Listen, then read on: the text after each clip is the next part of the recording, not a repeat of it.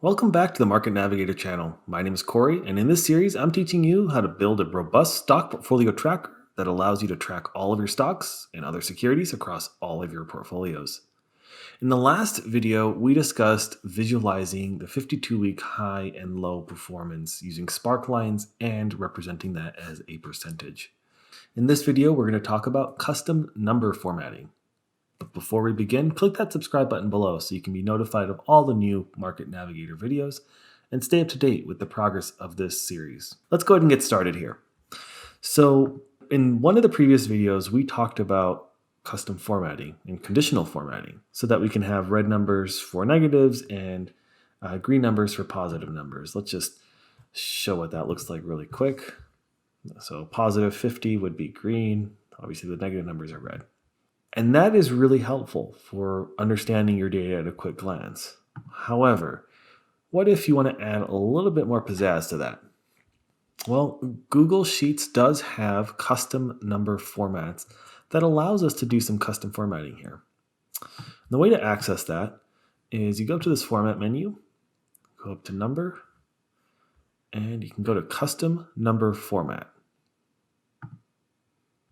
Under custom number format, you can actually define your own custom number formats.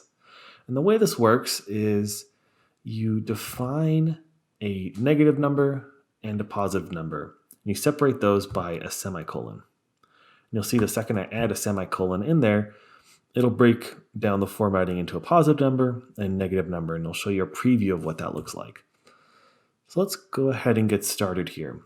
I've found that the best color to represent positive numbers is a darker green. And Google has a handy helper for that, and they call it color 50. That's a sort of darker green color, and you'll see that in just a second here.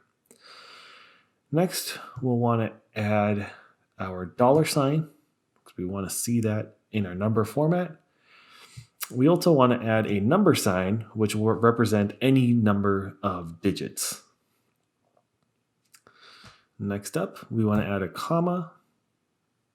We're going to add 0.00, which represents our normal currency value and the number of decimal places that we want to see after a US dollar currency format. If you want to add more decimal points, you can add another 0 there. If you want to use commas instead of decimals, you can also do that.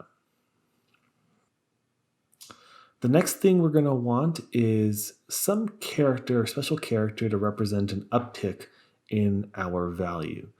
So let's go ahead and find that. And the best way I've found to find stuff is just by Googling it.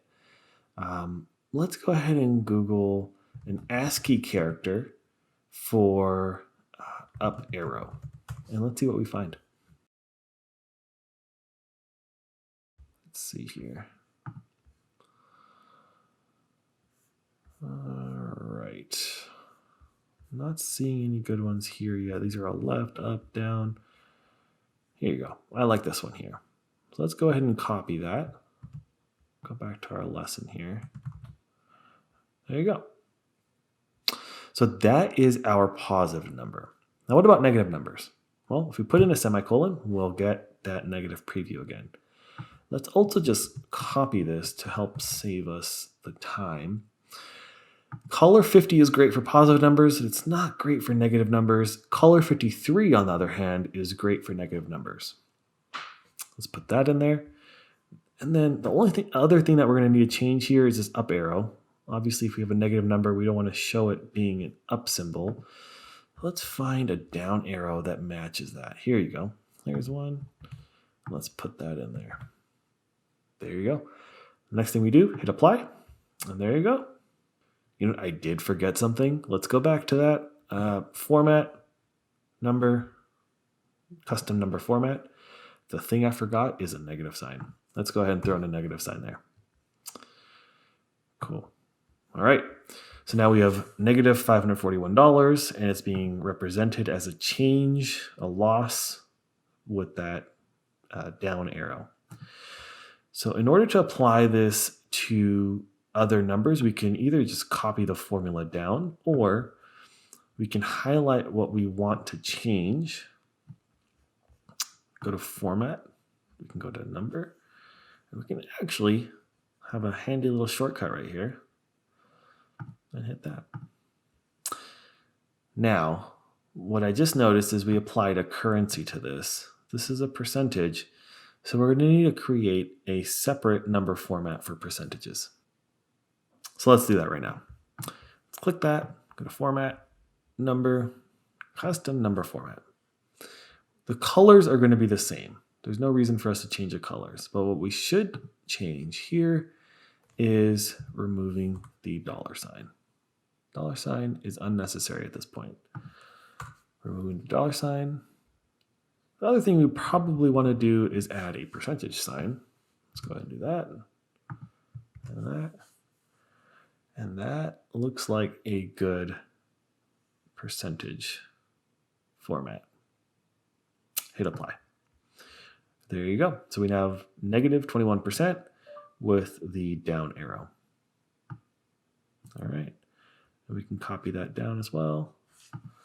And we can apply the percentage format to column E5 here. So Format, Number, the new one that we just created with the percent. Click that there.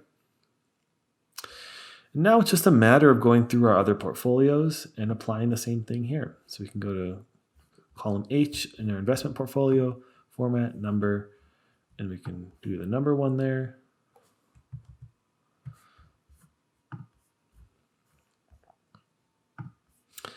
We could do the same thing for the percentages. Format, Number, Percentage. So that's it for this lesson. As always, I'll link a sample project file for you to reference in the description. If you like this video, click the thumbs up button. If you want to follow along in the series, hit that subscribe button and don't forget to ring that bell. Thanks for watching, and I'll see you in the next one.